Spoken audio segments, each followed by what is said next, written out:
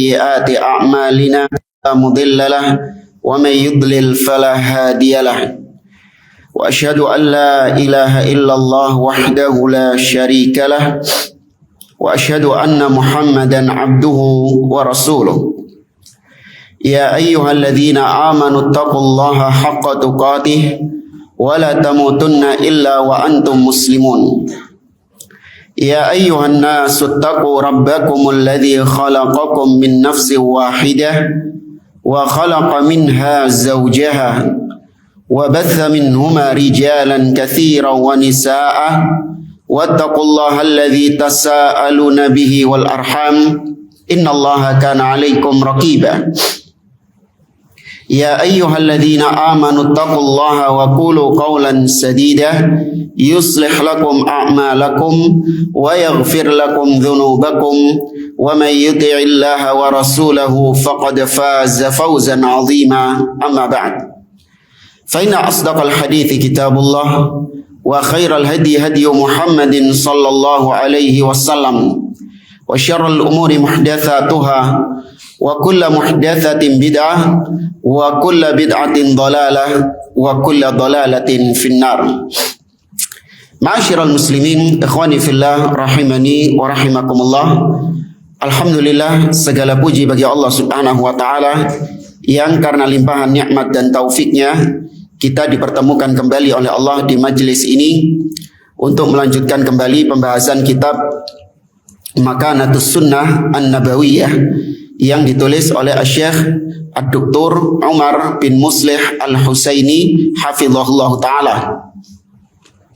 Pada pertemuan yang lalu kita masih membahas tentang sunnah itu adalah wahyu, sebagaimana Al-Quran itu juga wahyu dari Allah.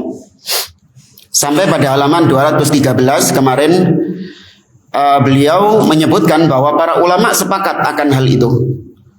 Tidak ada silang pendapat di antara ulama ahlus sunnah bahwa Al-Quran dan as-sunnah sama-sama wahyu dari Allah Subhanahu wa ta'ala.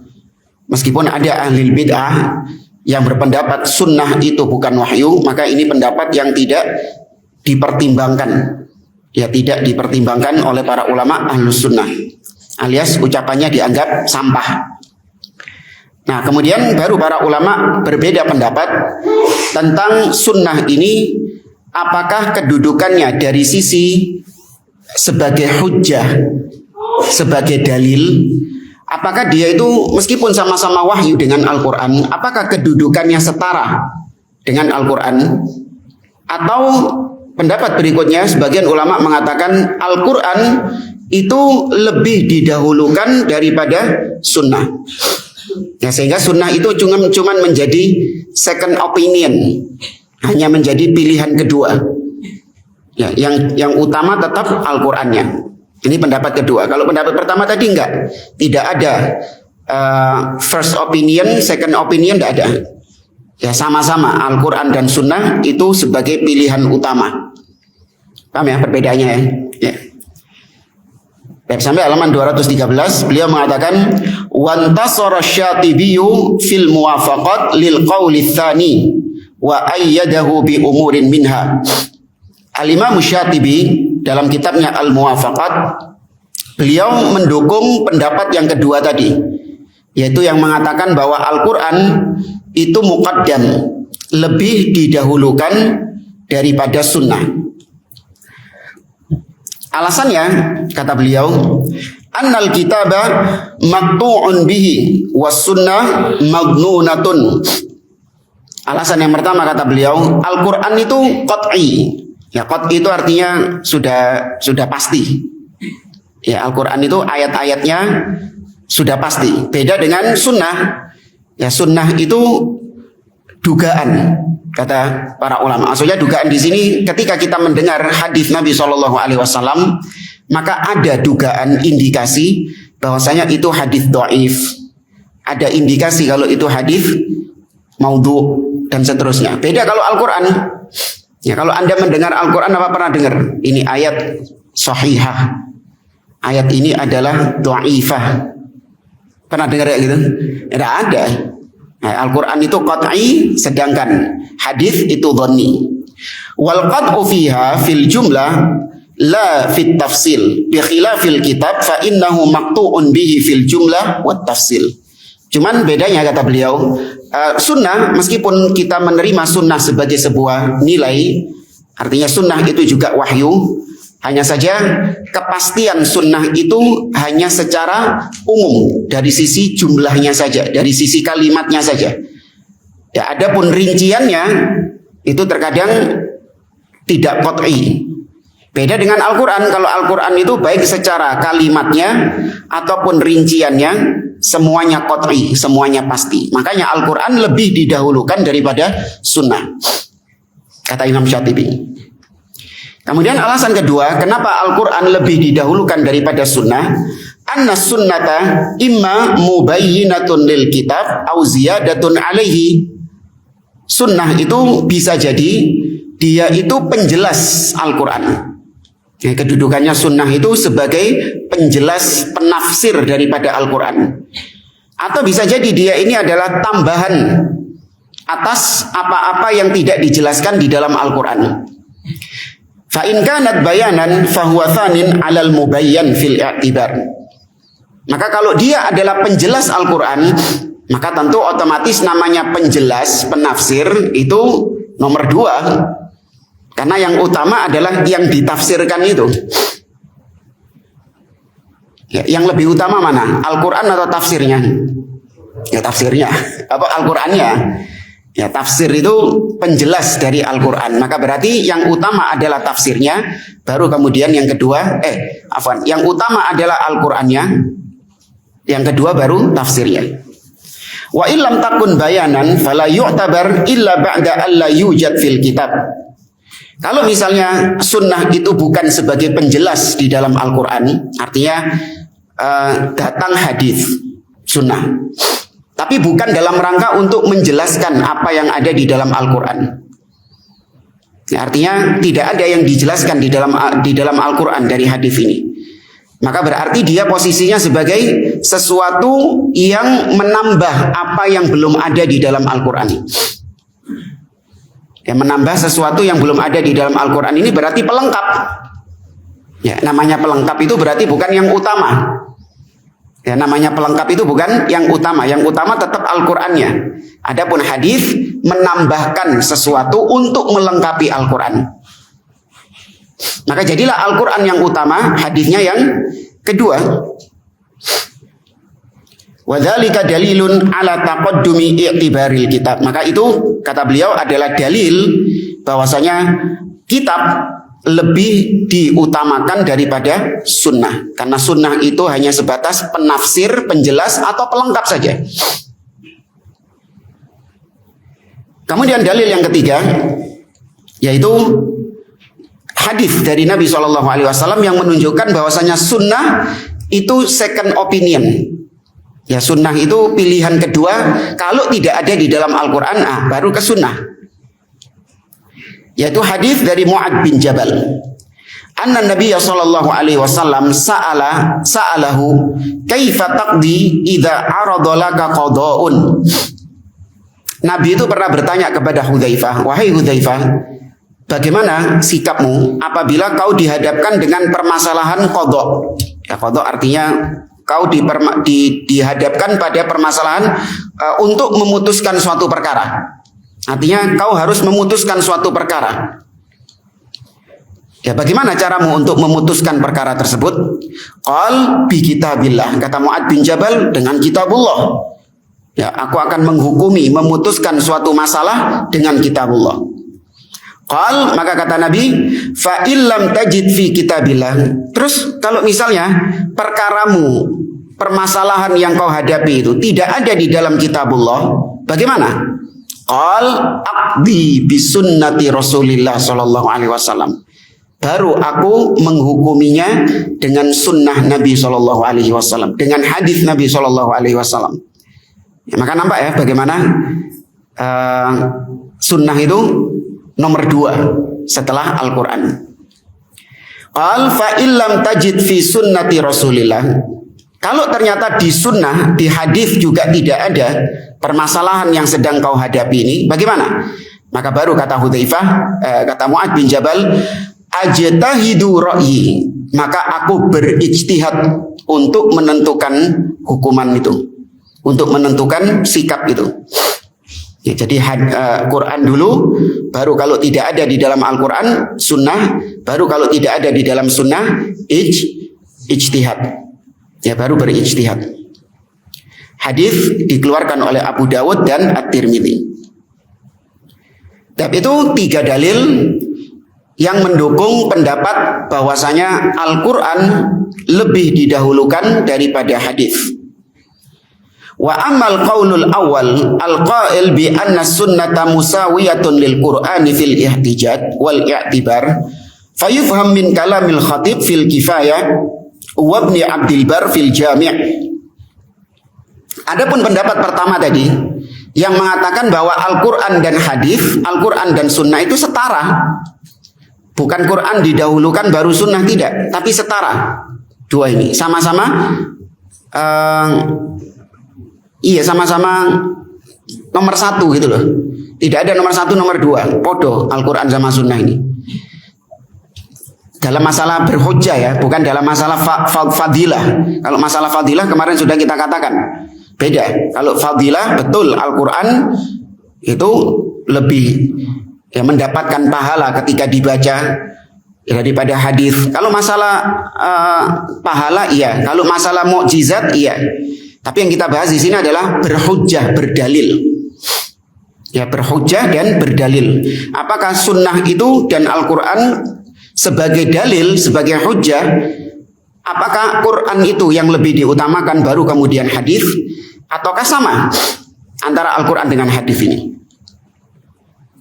Nah, adapun pendapat pertama yang mengatakan bahwasanya Al-Quran dan sunnah itu setara, maka ini bisa dipahami dari pendapatnya Al-Khatib Al-Baghdadi dalam kitabnya Al-Kifayah dan juga Ibnu Abdul Bar dalam kitabnya Jami' Al-Ulum wal Hikam.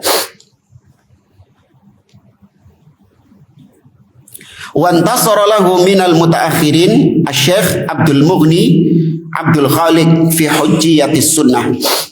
Dan pendapat ini juga diperkuat oleh para ulama belakangan seperti Asy-Syaikh Abdul Ghani Abdul Khaliq dalam kitabnya Hujjiyatus Sunnah.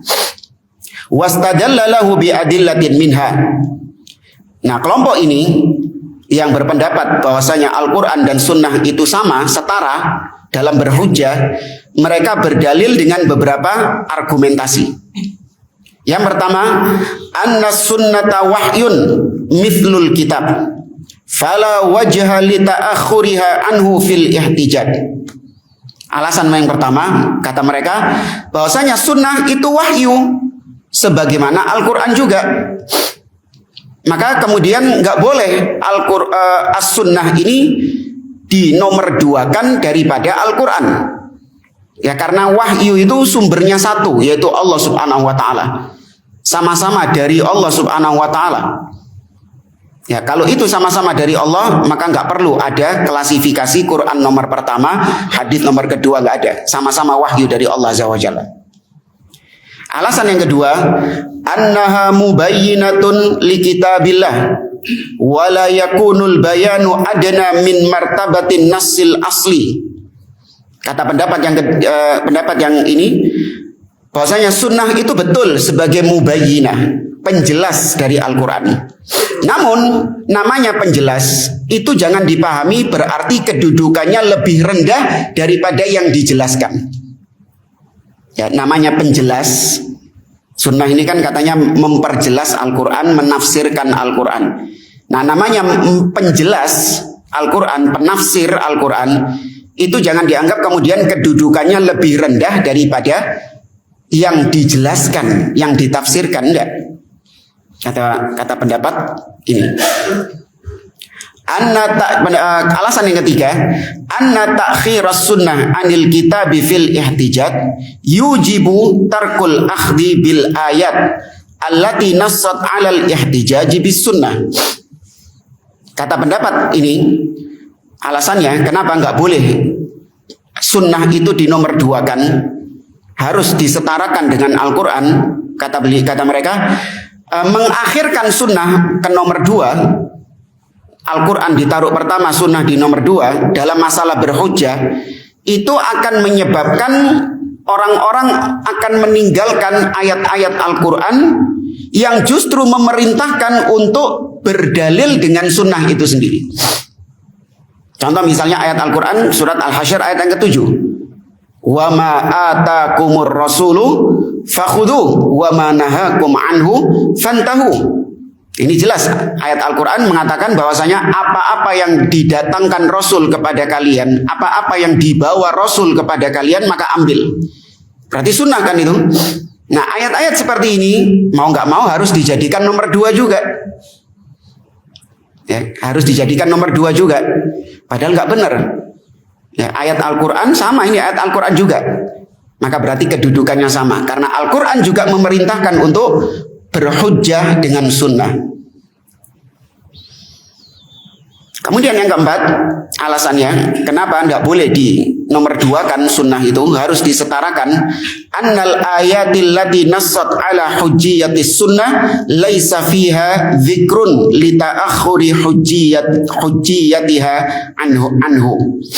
Kata beliau, tidak ada ayat-ayat di dalam Al-Quran yang menjelaskan tentang tentang berhujjah dengan sunnah, tapi mengatakan bahwa sunnah itu jadikan nomor 2. Tidak ada.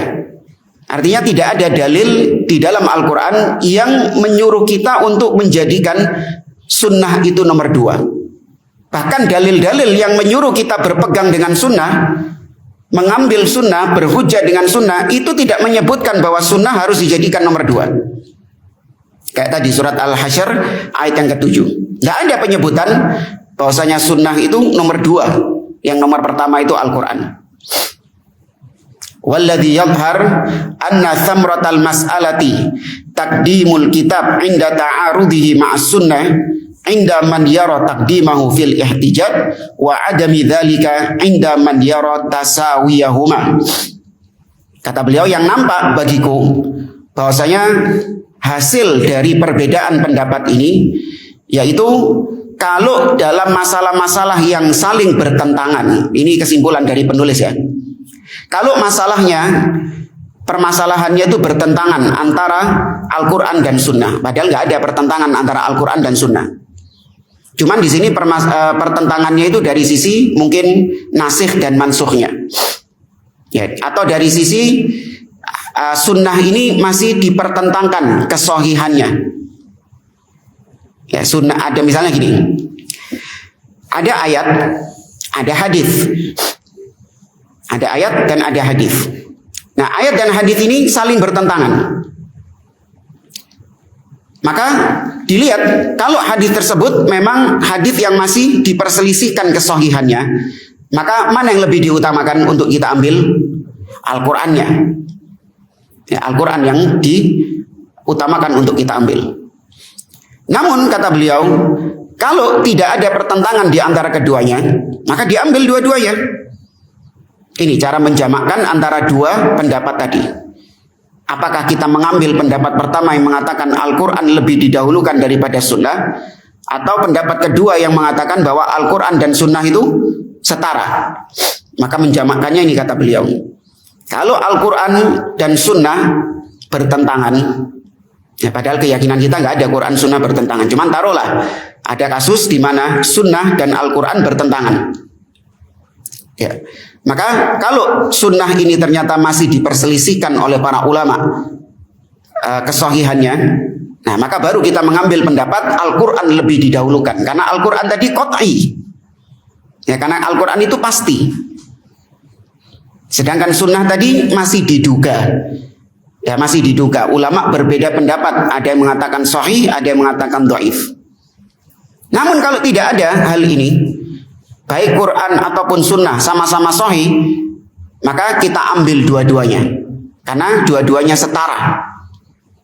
Ya, tidak ada nomor 1, tidak ada nomor 2. Maka berarti tergantung kasus. Ya, tergantung kasus. Fa in kana kadzalik fa innal khilafa fiha qalilul jadwa id la yumkin an tata'arada sunnatun sahihah ma'a kitabillah. Kata beliau, maka berarti perbedaan pendapat ini adalah perbedaan pendapat yang sedikit dampaknya. Ya, dampaknya sedikit. Karena kata beliau, tidak mungkin ada perbedaan, pertentangan, perselisihan antara Al-Quran dengan As-Sunnah. Ini sudah kita bahas, tidak ada perselisihan, pertentangan antara Al-Quran dan Sunnah. Kalau ada, maka bisa jadi yang Sunnah itu dhaif, atau bisa jadi hadisnya itu bisa jadi ada perbedaan antara nasikh dan mansukh. Ya, bisa jadi ayatnya turun lebih lama, baru kemudian hadisnya diucapkan Nabi belakangan. Ya, jadilah hadis menasikh Al-Quran. Nah, itu ada pendapat ulama, hadis menasikh Al-Quran. Wa in wajada dzalik fahuwa fid dhahir la fil waqi'. Kalaupun didapati, kata beliau, ada pertentangan antara Al-Qur'an dan hadis dan sunnah, maka itu cuma zahirnya saja. Ya, tidak pada kenyataannya. Kama sayati bayanuhu fil mabhath ar-rabi'. Sebagaimana datang penjelasannya di mabhath yang keempat. Kita masih mabhath yang pertama. Kita lanjut halaman 216. Al-mabhatsu tsani, subbab yang kedua, bayanu anna sunnata mufassiratun lil kitab wa dzikru manzilatiha minhu. Subbab yang kedua adalah penjelasan bahwasanya sunnah itu penafsir dari Al-Quran, dan penyebutan tentang kedudukan sunnah dari sisi Al-Quran. Ini sebenarnya sudah pernah kita singgung waktu awal-awal bahas kitab ini. Ya, nggak apa-apa, di murojaah lagi, mungkin sebagian kita sudah lupa. Dan kata beliau, inna sunnata tufassirul Quran wa tubayyinuhu wa tadullu alaihi wa tu'abbiru anhu. Sesungguhnya sunnah itu menafsirkan Al-Quran dan menjelaskan Al-Quran, menunjukkan Al-Quran dan mengungkapkan isi Al-Quran. Itu sunnah itu. Ya, menjelaskan Quran, menafsirkan Al-Quran, menunjukkan Al-Quran ke makna-makna, menunjukkan kita ke makna-makna Al-Quran yang memang diinginkan oleh Allah, dan juga tu'abbir,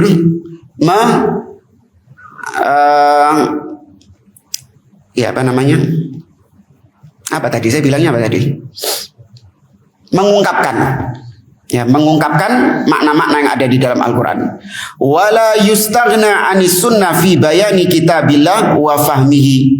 Dan tidak boleh seseorang itu merasa cukup dengan Al-Quran saja, sehingga dia nggak butuh dengan sunnah dalam masalah menjelaskan Al-Quran atau menafsirkan Al-Quran. Ya, kalau ada penafsir Al-Quran yang tidak menggunakan sunnah Nabi SAW, dipastikan tafsirnya sesat. Ada Ustadz, ini metode tafsir baru. Ya, metode tafsir baru. Jadi ada seorang ulama, katanya kontemporer, ulama belakangan sekarang, mencoba untuk menafsirkan Al-Quran out of the box. Jadi kalau tafsir-tafsir yang ada itu kebanyakan bersandar pada Quran, menafsirkan Quran dengan Quran, menafsirkan Quran dengan hadis, menafsirkan Quran dengan ucapan sahabat, yang menafsirkan Quran dengan ucapan tabi'in, atau menafsirkan Quran dengan kaidah bahasa Arab. Ini beda dewe, Ustaz. Jadi dia itu hanya menafsirkan Al-Quran dengan Quran saja. Dia nggak mau menafsirkan Quran dengan hadis. Nah, pasti sesat tafsirnya itu. Ya. Karena hadis, di dalam bab ini kita akan tahu bahwasanya hadis itu kedudukannya sangat penting, urgent terhadap Al-Quran. Kemudian rawa atau ruwiya an Makhul wal Auza'i annahuma qala. Diriwayatkan dari seorang ulama tabi'in yang bernama Makhul dan Imam Al-Auza'i, bahwasanya mereka berdua mengatakan al-kitabu ahwaju ilas sunnah minas sunnati ilal kitab. Ya, kata Imam Al-Auza'i dan Makhul, Al-Quran lebih membutuhkan sunnah daripada sunnah membutuhkan Al-Quran. Tuh, sampai segitunya para ulama.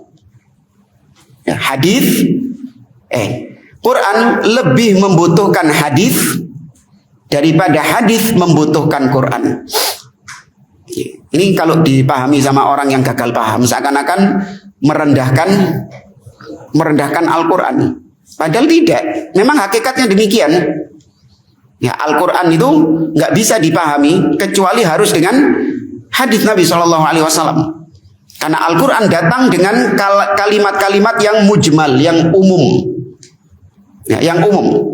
Baru kemudian diperinci oleh hadis tersebut. Maka berarti kedudukannya hadis ini itu sangat dibutuhkan keberadaannya oleh Al-Quran. Tanpa hadis, Al-Quran tidak bisa dijalankan, tidak bisa dipahami.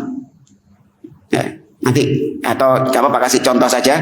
Nanti ada contoh-contohnya. Seperti Al-Quran hanya mengatakan aqimus shalah, dirikanlah sholat. Ya. Maka kalau tanpa hadis, kita nggak akan mungkin bisa melaksanakan sholat. Tidak bisa melaksanakan perintah Allah sholat ini. Nggak bisa ya caranya? Nggak bisa. Iya nggak bisa, tetap nggak bisa. Karena Al-Quran tidak menjelaskan kaifiyah tata cara sholat. Yang mulai awal takbiratul ihram sampai salam tidak ada penjelasannya di dalam Al-Quran. Adanya di mana? Di hadis, di sunnah. Ya maka nggak heran kalau kata beliau Al-Quran itu sangat membutuhkan hadis daripada hadis membutuhkan Al-Quran. Wa qala Yahya bin Abi Katsir, berkata Yahya bin Abi Katsir, as-sunnah qadiyatun 'alal Qur'an wa laisal Qur'an biqadin 'ala sunnah. Nah, ini lebih streng lagi, sampai-sampai Imam Ahmad nggak berani mengucapkan ini. Nah, Imam Ahmad nggak berani ngomong kayak gini. Bukan berarti Imam Ahmad mengingkari, enggak. Cuman berat bagi Imam Ahmad mengatakan ucapan ini. Apa itu? Kata Yahya, dan ini ucapan ulama salaf juga. Yaitu sunnah, hadis itu menghakimi, menjudge Al-Quran. Sedangkan Al-Quran tidak bisa menjudge, menghakimi hadis. Tuh. Jadi Quran itu hadis itu hakimnya. Kalau mau di persidangan ya, jadi hakimnya itu adalah hadis, sedangkan yang disidang adalah Al-Quran. Tuh, itu gambarannya gitu. Nah, ini lebih nemen lagi dari ucapan yang pertama ini. Kok seakan-akan merendahkan derajat Al-Quran.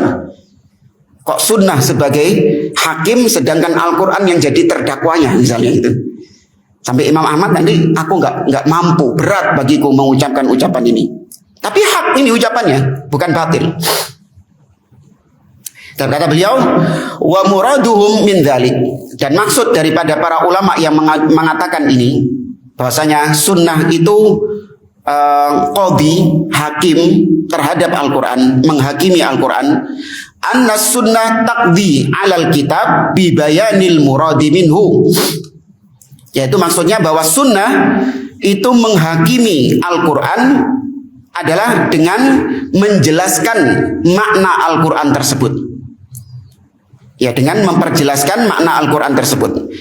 Fa idza ja'al kitab muhtamilan li amrayni fa aktsar fa innahu yarji' lis sunnah li bayanil kitab wal hukmi fil muradi minal ayat.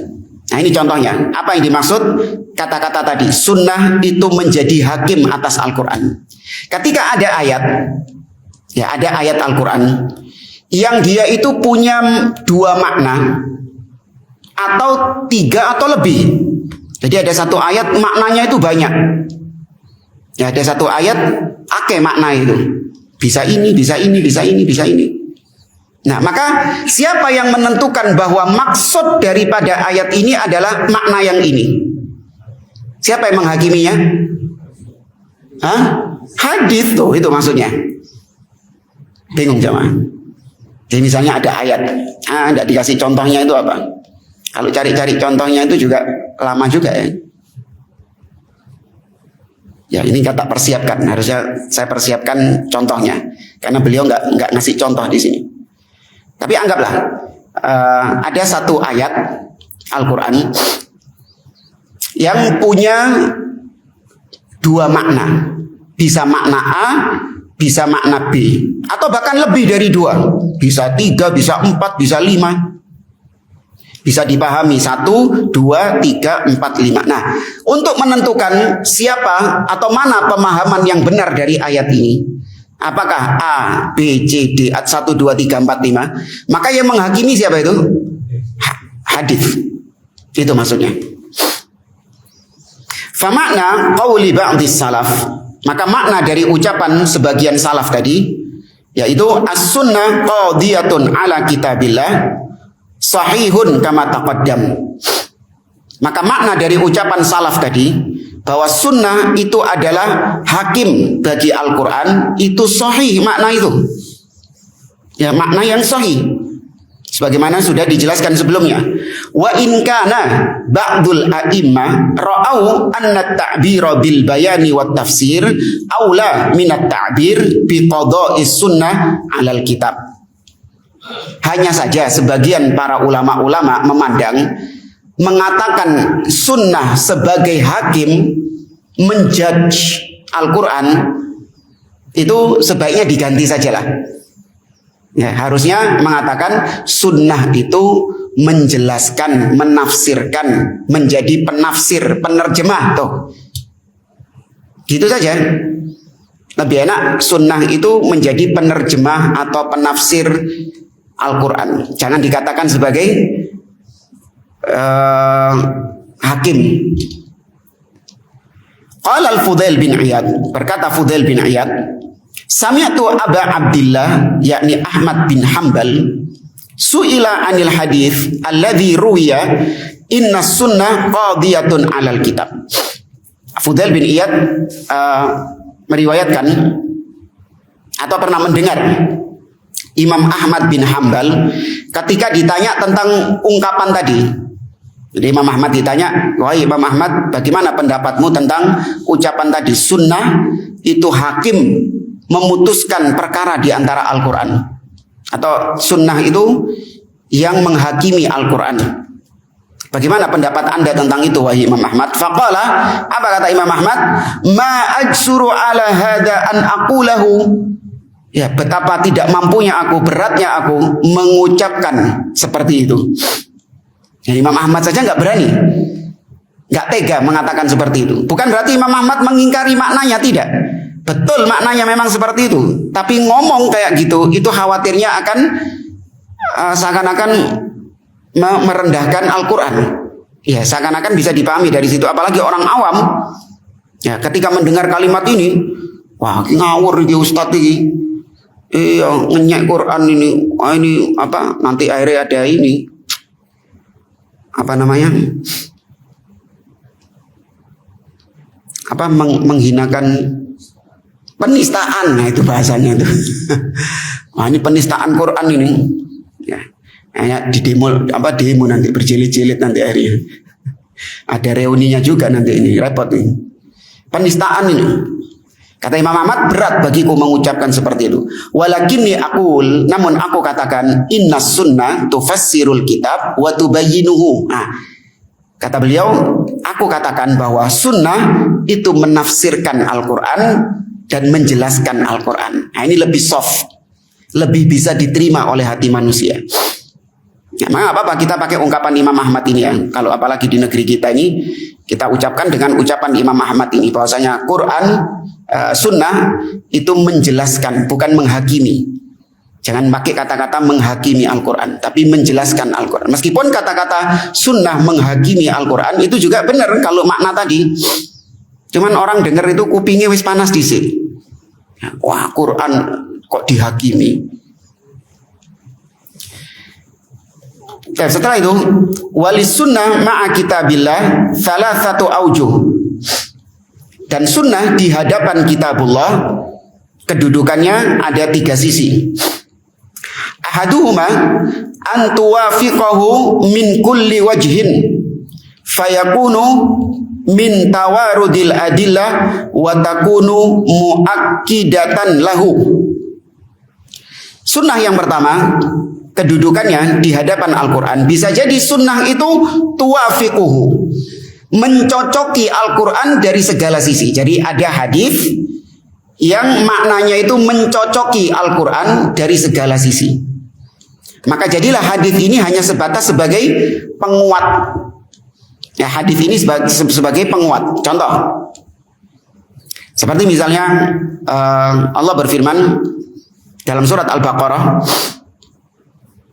"Laisal birra an tuwallu wujuhakum qibalal masyriqi wal maghrib, walakinnal birra man amana billahi wal yaumil akhir wal kitab wal malaikati wal kitabi wan nabiyyin." Bukanlah kebaikan itu adalah ketika engkau menghadapkan wajahmu ke arah masjid, qibalal masyriq, ke arah timur atau barat. Bukanlah kebaikan itu adalah ketika engkau menghadapkan wajahmu ke arah timur atau barat. Akan tetapi kebaikan itu, albir, adalah ketika kau beriman kepada Allah, beriman kepada hari akhir, kepada malaikat, kepada kitab, kepada nabi. Disebutkan 5 tok. Rukun apa ini? Rukun iman. Disebutkan 5 tok. Berarti kurang iman kepada apa? Allah. Walakinnal birra man amana billahi wal yaumil akhir wal malaikah wal kitab wan nabiyyin. Berarti kurang iman kepada apa? Takdir. Kemana iman kepada takdir? Kok cuma disebutkan 5 tok? Iman kepada Allah. Ya karena takdir itu perbuatannya Allah Subhanahu wa taala. Ayat ini datang hadis untuk memperkuat ayat tadi. Seperti misalnya hadis Jibril ketika bertanya kepada Nabi SAW, "Ya Muhammad, akhbirni anil iman." Wahai Muhammad, kabarkan kepadaku tentang iman. Maka Nabi mengatakan rukun iman yang 6, antu'mina billahi wa malaikatihi wa kutubihi wa rusulihi wal yaumil akhir wa tu'mina bil qadari khairihi wa syarrihi. Maka jadilah sunnah datang mencocoki Al-Quran dari segala sisi. Maka jadilah sunnah itu sebagai muakkidah, sebagai penekanan saja. Yang kedua, antakuna bayanan lima urida bil Quran. Yang kedua, hadis itu sebagai penjelas. Ya, sebagai penjelas dari apa yang ada di dalam Al-Quran. Penafsir daripada apa yang dalam Al-Quran. Seperti tadi Allah menyebutkan dalam Al-Quran cuman aqimus shalah wa atuz zakah, dirikanlah sholat, tunaikan zakat. Kemudian datang hadis menjelaskan, ya, memperinci tentang sholat. Ya, Nabi mengatakan kepada salah seorang, idza qumta ilas sholati fastaqbilil qiblah. Apabila kau mau melaksanakan sholat maka hadapkan dirimu ke kiblat. Ya, thumma kabbir, kemudian bertakbirlah. Ya, thumma qra' ma tayassara ma'aka minal Qur'an, thumma rka' hatta tatma'inna raki'an, dan seterusnya. Nabi menjelaskan, memperinci tata cara sholat mulai awal sampai akhir. Demikian juga dalam hadis di mana Nabi mempraktekkan sholat sampai Nabi naik ke atas mimbar di hadapan para sahabat-sahabatnya. Kemudian Nabi mengatakan di akhir, "Shallu kama ra'aitumuni usolli." Sholatlah kalian seperti sholatku ini. Yang ketiga, antakuna dalatun ala hukmin sakata anhul Quran. Bisa jadi hadis itu adalah hadis itu sebagai sesuatu yang menunjukkan akan suatu hukum yang Al-Quran diam terhadap hukum tersebut.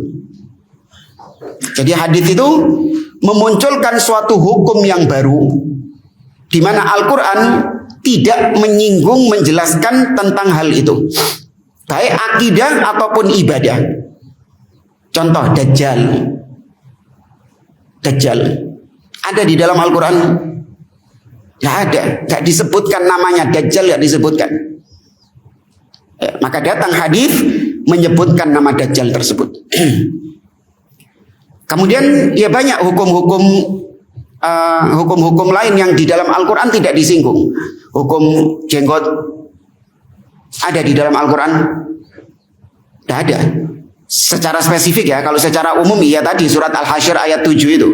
Wa ma atakumur rasulu fakhuduhu, itu secara umum ya. Enggak, maksudnya yang secara spesifik menjelaskan tentang hukum jenggot, isbal. Ada enggak dalam Al-Quran? Tidak ada.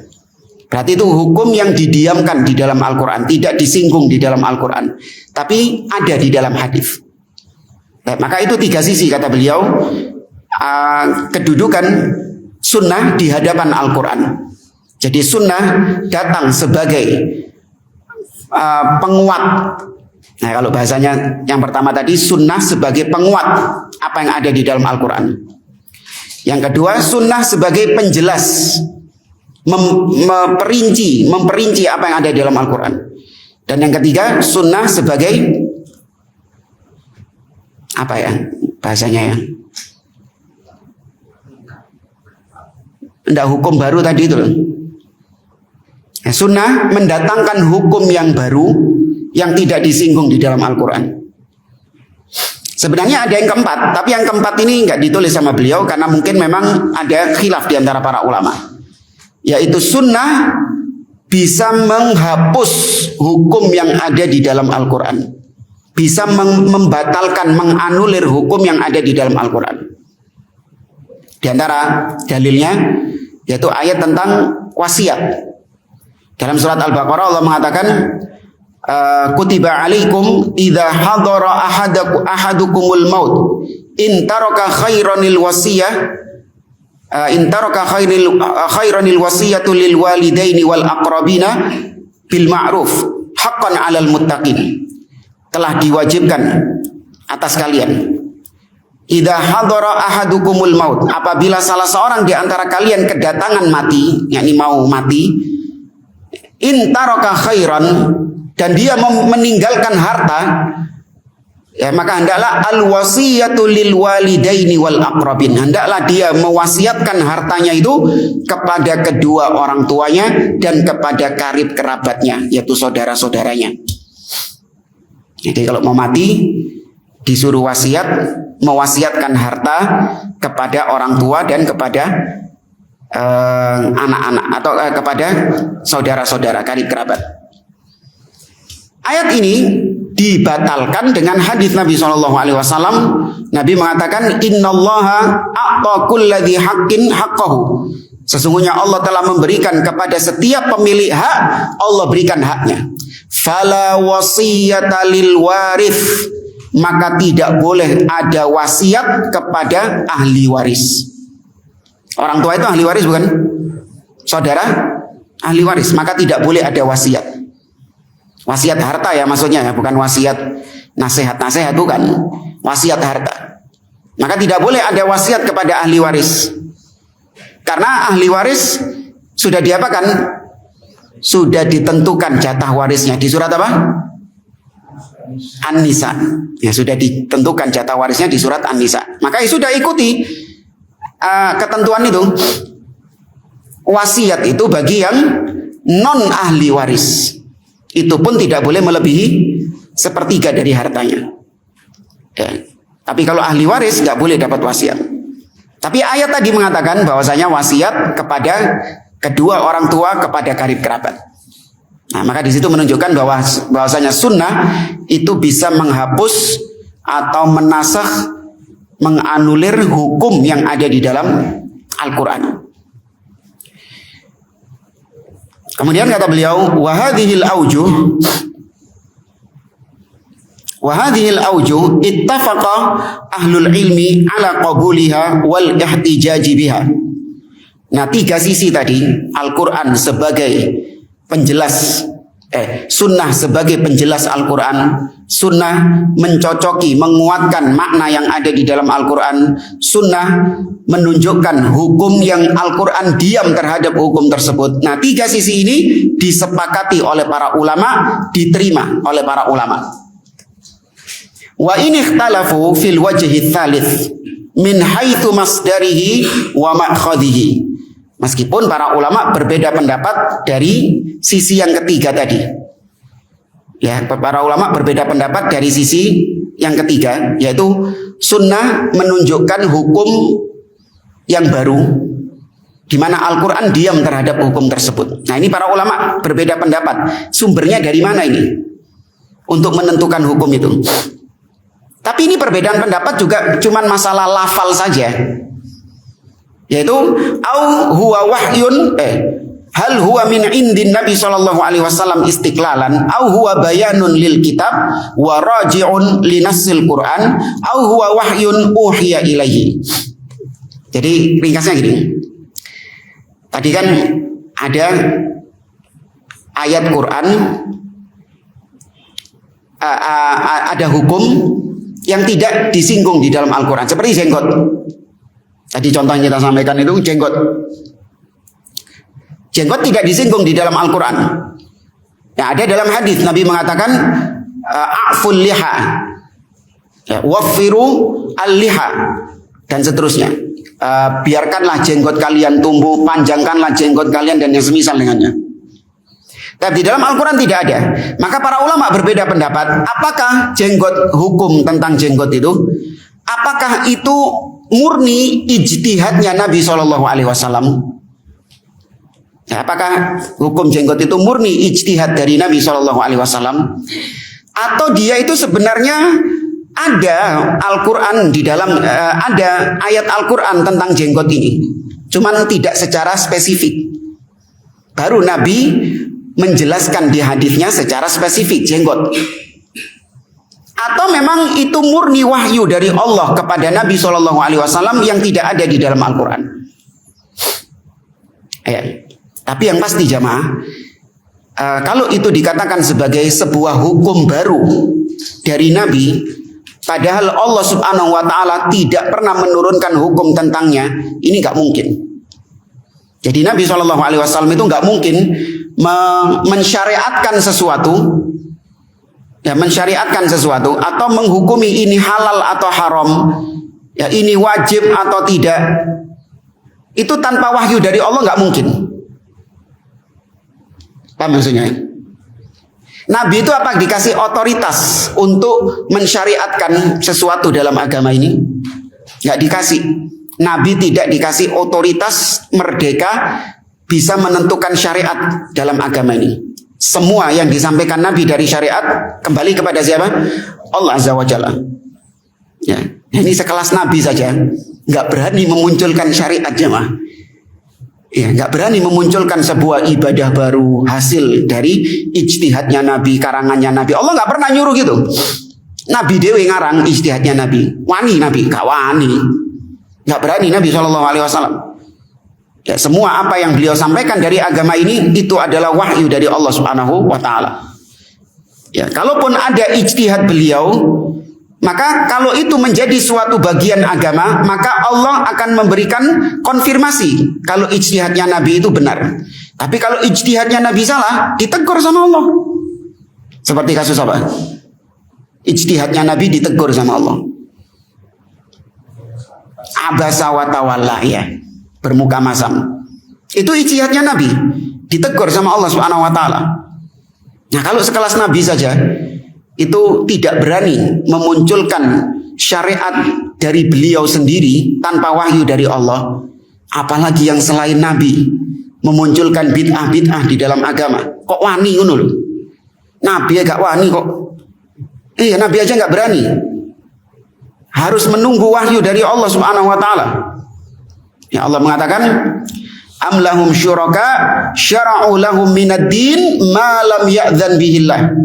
Apakah mereka punya sekutu-sekutu yang mensyariatkan bagi mereka sesuatu dari agama ini malam ya'dzan bihillah, yang tidak pernah diizinkan Allah Subhanahu wa Ta'ala. Allah tidak pernah mengizinkan siapapun untuk mensyariatkan sesuatu dalam agama ini. Hatta Nabi SAW tidak diizinkan oleh Allah untuk ngarang-ngarang sesuatu dalam agama ini.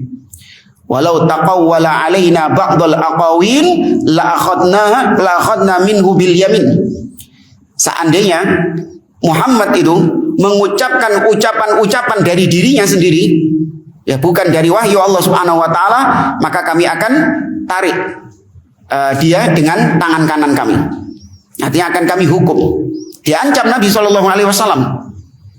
Ya, ini sekelas Nabi saja diancam untuk tidak mengucapkan sesuatu dari beliau sendiri tanpa wahyu dari Allah Azza wa Jalla. Baik jamaah rahimani wa rahimakumullah. Insyaallah penjelasan beliau kita lanjutkan di pertemuan akan datang. Wallahu a'lam. Subhanakallahumma wa bihamdik asyhadu an la ilaha illa anta astaghfiruka wa atubu ilaik. Assalamualaikum warahmatullahi wabarakatuh.